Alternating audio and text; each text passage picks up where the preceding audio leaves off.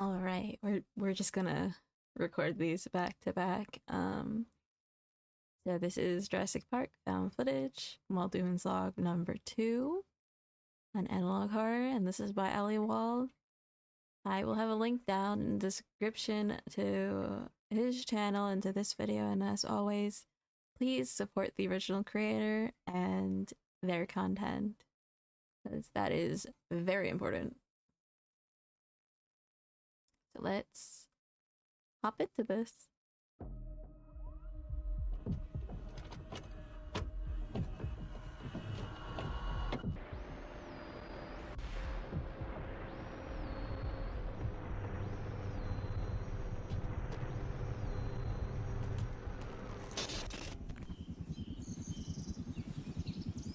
And there she goes. Bye, That's our fried bone chicken. raptor. Adios. To hell with a lot of you. Oh. Now there's some checks I need to get done before I can follow the team over to wherever they'll take the dead raptor. The other girls were tranked with a ketamine dart, a general fast-acting anesthetic used to immobilize wildlife, along with xylazine, a sedative, to keep the raptors asleep for when we need to work with them. Now, despite how much I wish they all perished, unfortunately, I do have to check on how they are taking to the tranquilizers, because one, if I don't, Hammond will strangle me with his bare hands, bless his soul. He's left the island for a short trip. I don't think Hammond would have the energy to do that, being that he's old as hell. To see his daughter. And two, side effects are common for these drugs, so it's imperative that we check on the animals after administering any medication. The last thing I want is to have to tell John that we lost 2 raptors in his absence. This is one of the big one's minions, the younger of the 2. John calls her Storm, because when she attacks the fence, she puts on an electrical display akin to lightning. Oh. I'm not expecting any adverse reactions to have occurred with her, as she's generally in good health. She's been tranked some half a dozen times before too, so I'm not concerned. But we'd always double check and look for the classic adverse reaction profile just in case. The major one is eyes open. The anesthetic ketamine. Well, to be fair, not like you're never going to have the. I was about to say, not every animal and person reacts the same to the same medications. But speaking as one animal, not sometimes you can have different reactions to different anesthetics. Like I remember when I went in for surgery, I had a really bad, like for the first time, like they had to put me under. I had a really bad asthma attack and I had to go to the hospital to help get that under control. And then the next time, I remember my inhaler this time, but the next time I did not have an asthma attack. And then the next time after that, I had different surgery. They gave me an asthma treatment. And then they put me under. They're like, yeah, no, we're not risking this. And I'm like, oh, okay. Hello? I heard stomping behind me. I got confused. Causes a state called catalepsy, a trance-like state, where the animal appears immobile but still maintains certain reflexes. The muscles around the eyes sometimes don't fully relax and may remain completely or partially open. In this case, as you can see, her eyes are closed, so I'm not concerned about her recovery from the drug. Another sign to look for is increased salivation. I'm definitely not going to handle her muzzle, but judging by the distinct lack of saliva surrounding her jaw, I'd say she's good. Wait, is that a piece of grass? I thought she had a spike on her side. Saliva surrounding and then her he jaw. Zoomed in. That's not funny. It's not funny. She has a little beard of grass. Don't judge her mustache, Muldoon. She's trying to grow it the best she can. I'd say she's good. All right, the big one next. It's wearing off! Oh, shit. Robbie, get out of there. Run, Robbie. She's still drowsy. Robbie, are you clear? Yeah, it's locked. The trank and the sedative are wearing off. Is everyone out? Where's Tony? Yeah, he's safe. Okay, good. Get into the buffer enclosure and wait for me. I've never seen an animal recover so quickly from a dart. She's still probably got another hour or so of disorientation and... Well, did you take into account her size, of the size of her, like height, weight? All of that is a acute factor of how long a medication will last. These are creatures that we don't know because, like, they're fucking dead. And they're growing, so naturally the numbers you have before are no longer the same numbers from yet. Are not the same numbers now, so naturally the dosage and it would have to be adjusted as the animal grows. Drowsiness. But I'm going to back away and exit right now. Christ, I've shot male African elephants in Kenya who took much longer to recover from that sedative. Might have something to do with the osteoderms on the skin, similar to those seen on crocs and alligators. A very tough hide to penetrate. The dart must have found some entry point, but the complete dose mustn't have been administered. I don't know what Wu's cooking up in that lab, but I'd imagine Mongoliensis did not possess osteoderms. But then again, this is no velociraptor. This is John and Henry's theme park Frankenstein mishmash monster. Pacing behaviors are often observed in animals in captivity.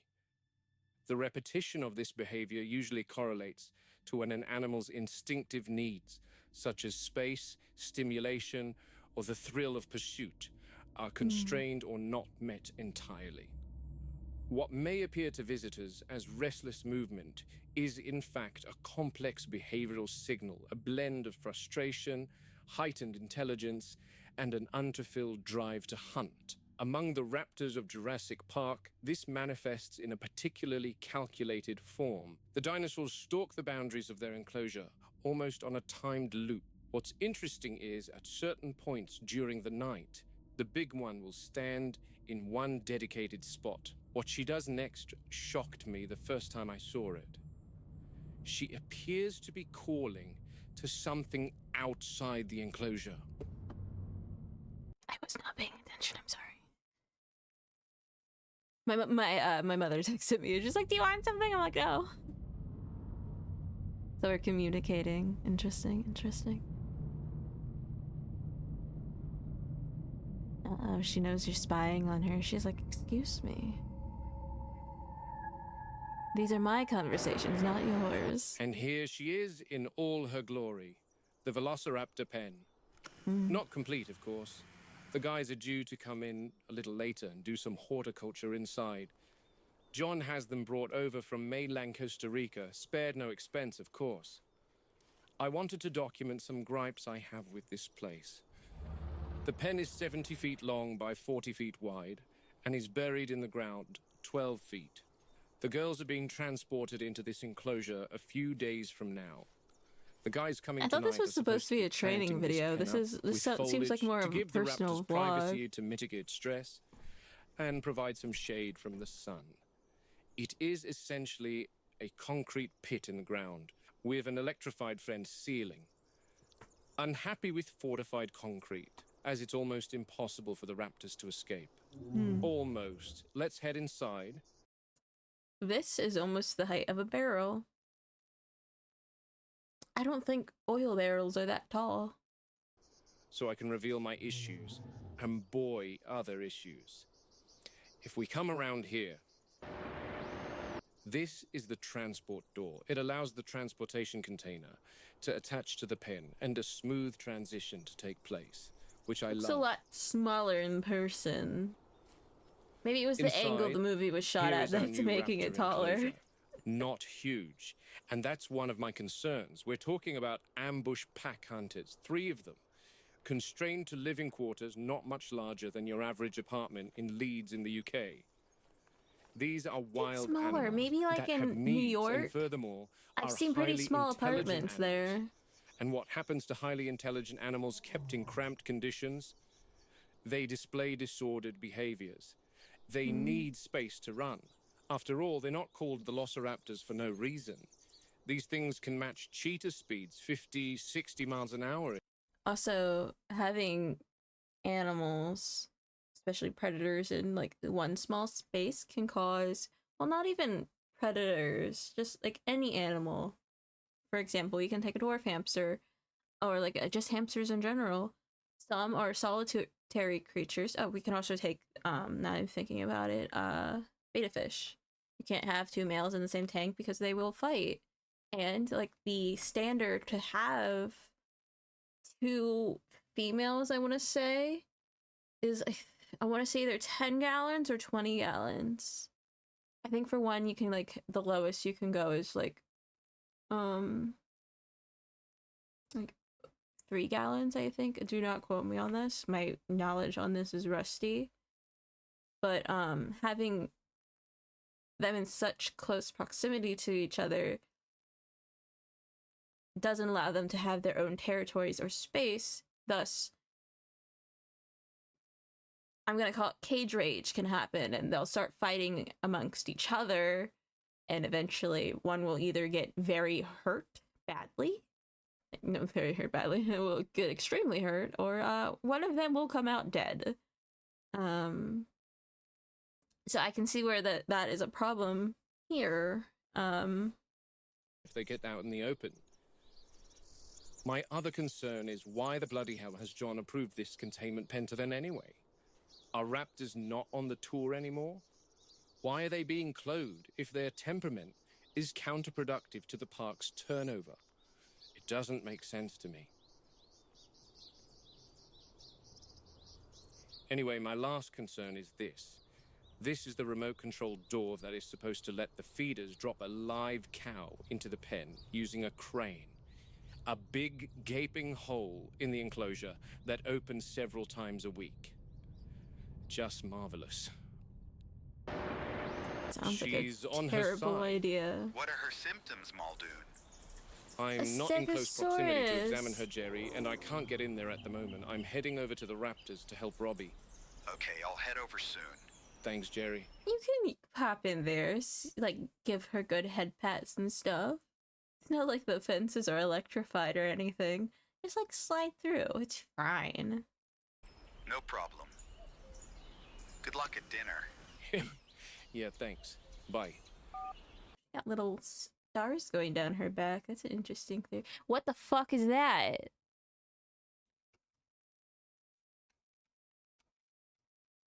On her side. What are her symptoms, Muldoon? I'm not in close proximity to examine her, Jerry. Just marvelous. She's on her side. Okay, it was there before then. Symptoms, Muldoon? What is that? I'm not in close proximity to examine her, Jerry, and I can't get in there at the moment. I'm heading over to the raptors to help Robbie. Okay, I'll head over soon. Thanks, Jerry. I think it's heads, but I think that's... Is that an animal? Yeah, thanks. Bye. What is that? It is an animal. It's moving. What is that? Ay, ay, ay. Mr. Muldoon, your eyes are lacking. Muldoon, Game Warden, Velociraptor Containment, Isla Nublar. Maybe it was a baby Stegosaurus. It's the evening of September 9th. I'm documenting the raptor feeding protocol. It started raining, but after a long conversation with John, I have finally been granted permission to perform the procedure at night. Nice. Took a bit of back and forth, and some nasties were exchanged. He called me an alarmist. I called him a mad scientist. But at the end of the day, no hard feelings either way. I think this will help with raptor aggression. Raptor aggression. You mean just aggression? That's okay. We can accept that John might be a little bit fucking retarded. I have Robbie Hadira with me, and he's got tonight's dinner ready. Her name's Mildred. Robbie has been warned that naming the food items for the carnivores on this island is an exceptionally bad idea, as it psychologically creates an attachment with the animal, and then you're forced to watch their final moments of life at the hands of the velociraptors. Robbie and I are now standing back within the buffer enclosure, and in the feeder, we've left Bessie. Mildred. We've left the poor soul. Once the prey is in the feeder, once a cow, always a cow. Oh my god, sorry. Bye, Mildred. So sad. I moved my mouse over to the other screen, and I went over the fucking thing, and it's just like, oh no, no more screen for you. And I'm like, oh, okay. Oh, it'll definitely be a sad farewell soon, Robbie. Now, I want to make note here in particular. Do they have a cow farm on the island? It's unusual that the raptor pack has not approached the feeder yet. They are normally pacing about, studying their new prey item eagerly. But then again, this is the very first time we're doing this at night, so they may not be aware of what's happening. I think I heard the T-Rex in the background. Entirely. I'm going to turn this off and watch for the raptors before proceeding out the buffer and locking both gates. Like I said, they are normally quite excited at this point, attacking the fences. So this is a little odd, I must say. To be fair, on behalf of the raptors, it is fucking raining outside. So, the smell of the cow is probably masked by the rain. Also, the steps. I mean, I can't say anything about the cow making mooing sounds. They have to be deaf if they can't hear that, unless the rain is very loud and there's thunder, which understandable. Sometimes you just can't hear shit. So yeah. I don't think he took account into the weather. Maybe like having maybe a transitional period where the meal was coming out a little later and a little later and a little later by like an hour or so would have made the raptors like open up to this like just a little more, not just like throwing them into a fucking pit of fire. Sudden changes are scary. Have been opened, yet still no sign of the raptor pack. Bessie's unknownly wandered out in the enclosure. Poor Mildred. We might as well call her dead meat at this point. Gonna have some good. Robbie and I are watching the hunt from the perimeter. I almost said pork, but I think cow is beef. Have taken to respond to prey in their enclosure. Where are they? They're hiding. Ah, I see Storm and her sister. And there's the big one. She's going to make the first strike. Ooh. What the?